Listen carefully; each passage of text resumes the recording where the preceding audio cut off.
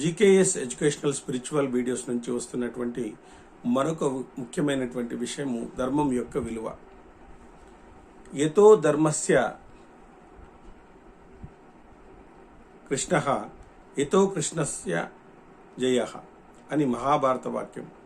ఈ మాటలను భీష్ముడు ఒకసారి, సంజయుడు ఒకసారి పలికారు. అంటే ఎక్కడ ధర్మం ఉంటుందో అక్కడ కృష్ణుడు ఉంటాడు, ఎక్కడ కృష్ణుడు ఉంటాడో అక్కడ విజయం ఉంటుంది అని అర్థం. నిజానికి ధర్మం అనేది ఒక కర్మ, దానికి చైతన్యం ఉండదు. ఏదో మనకు ఇవ్వగలిగే సమర్థత దానికి ఉండదు. కర్మను గమనించి చైతన్యాన్ని ఇచ్చేటువంటి వాడు ఈశ్వరుడు. ఆయన కర్మఫల ప్రదాత. ధర్మం ఎక్కడ ఉంటుందో అక్కడ దైవం తనను తాను ఆవిష్కరింపజేసుకుంటాడు. ధర్మము తెలిసినంత మాత్రాన ధర్మాత్ముడు కాలేడు. దాన్ని అనుష్ఠించిన వాడే ధర్మాత్ముడు. ప్రాణం పోయే సందర్భంలోనూ ధర్మాచరణకు కట్టుబడిన వాడు శాశ్వతత్వాన్ని పొందుతాడు అని మనకు ధర్మశాస్త్రాలు చెబుతున్నాయి. ఎన్ని తెలిసినా ధర్మాచరణలో అనురక్తి లేనివాడి వలన సమాజానికి ఏ ప్రయోజనము ఉండదు. రామాయణాన్ని పరిశీలిస్తే రాముడికి ఎంత తెలుసో రావణాసునికి అంతే తెలుసు. రాముడు ఎంతటి సూర్యుడో రావణాసురుడు అంతటి వీరుడు. అతనికి తెలియని ధర్మం అంటూ లోకంలో ఏదీ లేదు. కాంచనలంక, కావలసినంత బలగము, గొప్ప తపస్సు, ఈశ్వరానుగ్రహము, ఇలా రావణునికి ఏ లోటు లేదు. కానీ ధర్మము ఆచరించని కారణంగానే రావణాసురుడు రాముని చేతిలో హతమయ్యారు. ధర్మాన్ని విడిచిపెట్టినందుకే నువ్వు యుద్ధభూమిలో ఇలాంటి చావు చస్తున్నావని చెప్పేసి అతని భార్య మండోదరి గుండెలు బాదుకొని ఏడ్చింది.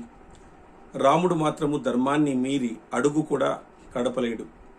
ధర్మాన్ని ఆచరించడమే జీవితంగా మలుచుకున్నాడు.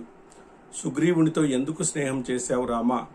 నన్ను మిత్రునిగా చేసుకుని ఉంటే సీతమ్మను త్రుటిలో నీ ముందు ఉంచేటువంటి వాడిని అని అన్నప్పుడు వాలితో అధర్మాన్ని పాటించే నీతో స్నేహం చేరి నా భార్యను రక్షించుకోవాల్సినటువంటి అవసరం లేదు అన్నాడు రాముడు. రాజ్యము పోయినా, తండ్రి మరణించినా, భార్య అపహరణకు గురి అయినా రాముడు ధర్మాన్ని వీడలేదు. చివరికి లక్ష్మణుడు సైతం అన్నా ఈ మార్గాన్ని వదిలి మరొక మార్గం చూసుకోవాలి అన్నప్పుడు కూడా రాముడు తన పంతాను మార్చుకోలేడు. మహాభారతంలో ఒకవైపు ధర్మాన్ని పట్టుకున్న పాండవులు, మరొక వైపు అధర్మాన్ని ఆశ్రయించినటువంటి కౌరవులు కనిపిస్తారు.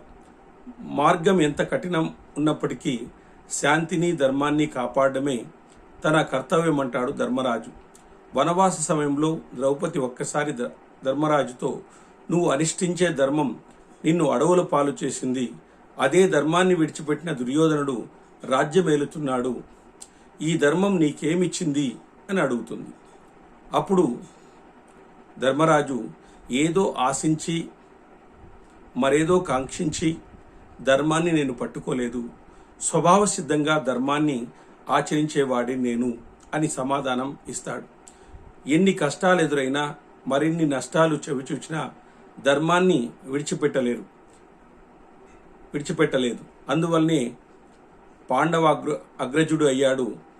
ధర్మరాజు కీర్తిని మూటగట్టుకున్నాడు. ధర్మం ఆచరించడం అంటే పంట పండించడం వంటిది. పొలం దున్నగానే పంట చేతికి రాదు. ఆరుగాలం కష్టపడాలి. ఆ క్రమంలో ఎన్నో ఆటంకాలు ఎదురవుతుంటాయి. అన్నిటినీ ఎదుర్కొని నిలబడితే గాని ఫలితం చేతికందదు. ధర్మాన్ని పట్టుకొని వాడికి రోజులు బాగానే, ధర్మాన్ని పట్టుకొని వాడికి రోజులు బాగానే గడుస్తుండవచ్చు, సుఖాలు కలగవచ్చు. కానీ అవన్నీ తాత్కాలికమే. అధర్మం ఇంటికి అంటుకున్న చిన్న మంట వంటిది. చిన్నదే కదా అని ఉపేక్షిస్తే ఇల్లంతా కాలిపోతుంది. ధర్మ మార్గాన్ని విడిచిపెట్టినామని తెలిసి కూడా అందులో నుంచి బయటపడకపోతే జీవితం నిష్ఫలమవుతుంది. ధర్మాన్ని మనం రక్షిస్తే ధర్మం మనల్ని రక్షిస్తుంది. మనల్ని ధర్మం ధరిస్తే ధర్మాన్ని ఈశ్వరుడు ధరిస్తాడు. ధర్మం అంటే ఆధారం అనే అర్థం ఉంది. రైలు బండికి పట్టాలు ఎంత ఆధారమో బ్రతుకు బండికి ధర్మం అంతే ఆధారం.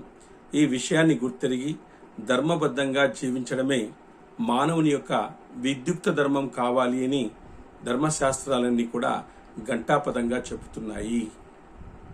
ఇది ధర్మం యొక్క విలువ.